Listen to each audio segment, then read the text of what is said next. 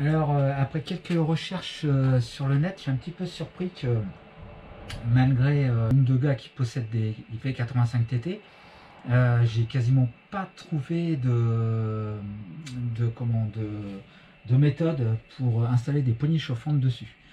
À part une ou deux vidéos, autrement rien. Ouais, alors en fait, peut-être que les propriétaires de V85 TT montent pas de poignées chauffantes tout simplement parce qu'ils n'ont pas froid aux mains l'hiver, quoi.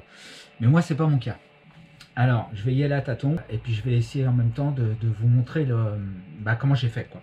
J'ai oublié de vous parler des poignées chauffantes, mais c'est le modèle Technoglobe. Technoglobe version poignée chauffante. Et donc en fait, ce modèle-là, je l'avais déjà installé sur, je sais plus, une de mes anciennes motos, et ça marchait très bien. Et en plus, l'avantage, c'est que le connecteur ici, il est à mémoire. Il y a 4 niveaux de chauffe, si je me rappelle bien. Et donc en fait, le bouton est intégré directement au poignet. Donc ce qui évite d'avoir un autre bouton à côté des commodos qui traînent, qui est pas très esthétique. Là, c'est bien intégré, quoi. Voilà, quoi. Alors mon but dans l'histoire, c'est pas de retirer complètement le réservoir, hein, parce que a priori c'est une grosse galère quand même. Il y a pas mal de durites un peu partout, des diodes de dépression, des connecteurs électriques. Enfin bon, bref, a priori c'est un peu le bazar. Donc moi, ce que j'aimerais pouvoir faire, c'est juste surélever un peu le réservoir pour passer mon faisceau électrique des poignées chauffantes dessous. Bon, alors en fait, j'arrive pas à soulever le réservoir, donc j'ai fait autrement. Et je pense que ça fonctionne. En fait, je l'ai glissé, hein, on va pas, je pense pas que vous allez voir, mais je l'ai glissé par en dessous. Voilà. Et avec un fil électrique semi-rigide, et ben j'ai été le choper par en dessous et il ressort ici. Il ressort ici, voilà. Et puis à l'avant, je vais juste donc je l'ai fait glisser là-dedans, mais ça c'est en une seule partie, donc je vais desserrer les trois petites vis pour qu'il ait là le câble, pour qu'il passe bien dessous ce cache et qu'il ressorte ici. En ce qui concerne les branchements, donc en fait j'ai vu avec un testeur, ça c'est une prise libre, donc une prise étanche libre, ça tombe bien, j'ai les connecteurs qui correspondent, donc c'est un plus après contact. Donc je le brancherai là-dessus. Donc maintenant mon câble il est là. Et ce que j'ai fait, c'est que je l'ai passé donc par en dessous là, clac. Et en fait, voilà. Il est bien entre les deux parties. Il n'y a plus qu'à le glisser ici. Voilà. Tac, ça y est, il est rentré. Il est rentré, il est caché. Donc il sortira avec les autres câbles là-haut. Je vois pas, mais je vous assure qu'il passe bien au-dessus de la culasse. J'ai souder les câbles avec la petite prise étanche. Enfin bon, je l'ai fiabilisé avec du Chatterton. On n'est jamais trop prudent. Donc le câble passe bien sous le réservoir. Les poignées, j'ai fait un test à blanc. Donc hop, elle s'allume bien.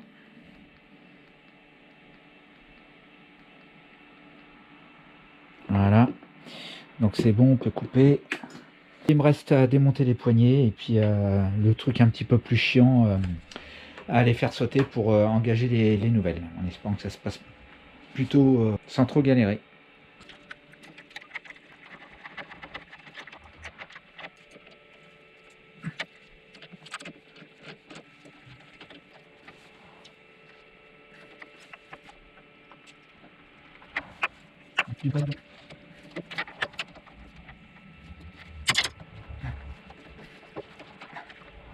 Les poignées sont pas nervurées, donc du coup j'ai juste à nettoyer le WD-40 hein, pour que ça mette de la colle et puis ça va être bon normalement hein.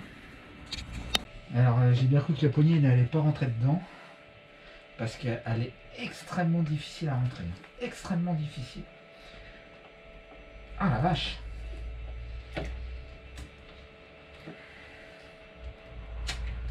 Pas si je vais y arriver. Bon c'est impossible de l'emmancher. Ce que j'ai fait, c'est que j'ai préparé un tout petit peu d'eau savonneuse, un tout petit peu de produit vaisselle avec un petit peu d'eau. Je vais essayer comme ça.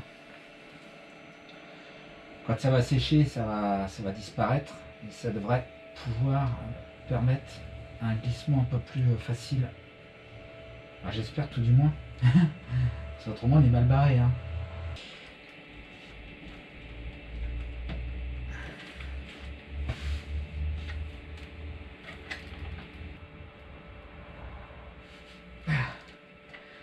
C'est impossible. Toile Emery, rien à faire. La poignée des gaz ne veut pas rentrer. Il ne reste plus que les grands moyens. Ça va être galère. Mais voilà, c'est la Dremel.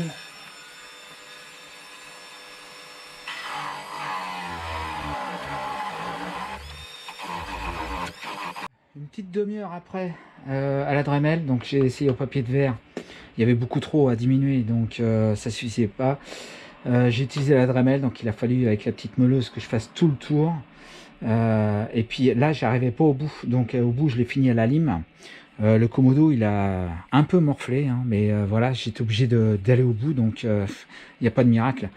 Bon là je vais pas le monter à la colle, hein, parce que je peux vous dire que le truc il bouge pas. De ce côté là je vais lui mettre un petit point de colle. Donc dans le premier kit que j'avais acheté, de poignée chauffante, il n'y avait pas de colle. Là ils sont sympas sur la nouvelle version, ils ont mis de la colle. Enfin, plutôt sympa, c'est bien quoi. Qu'est-ce qui est tombé? Je sais pas. Donc je vais en mettre à gauche, à droite ça risque pas de tourner, mais à gauche, ouais, j'ai vu qu'elle tournait un petit peu. Alors on règle bien en face. Tac. Voilà, au même niveau que les Komodo. Je remonte l'embout de guidon.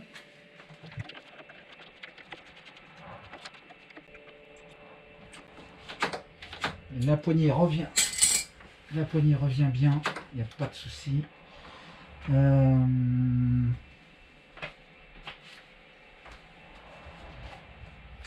J'ai la chance de tout retrouver avec le bordel qu'il y a.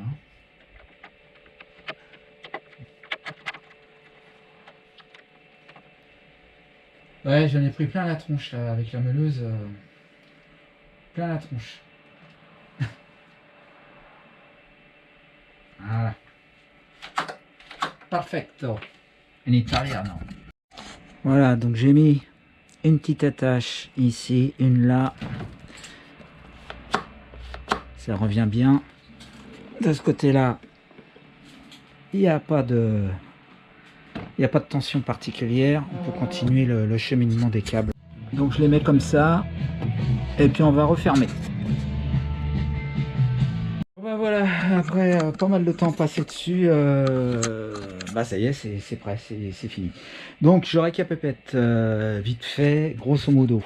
Donc les câbles, j'ai chopé une alimentation permanente, enfin non, après contact, pardon, ici. Donc j'ai rangé les câbles ici, ça passe comme ça là, ça passe sous le réservoir. C'est caché derrière la petite centrale avec le fusible est caché là-dedans. Ça ressort ici. Et voilà, tout est attaché, tout est libre. La poignée revient bien, etc. Bon, il n'y a plus qu'à voir si ça marche. Donc, contact.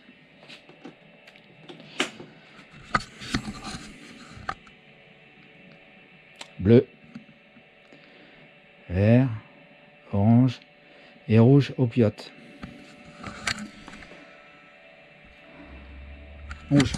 Rouge au piote. Oh là là, oh là là. Eh, c'est trop chaud. Bon allez, je démonte. Ouais, je démonte. Bon bah voilà. Bon bah j'espère que ce petit tuto pourra servir à quelqu'un éventuellement. Surtout que bah c'est fait par... j'ai aucune prétention mécanique, rien.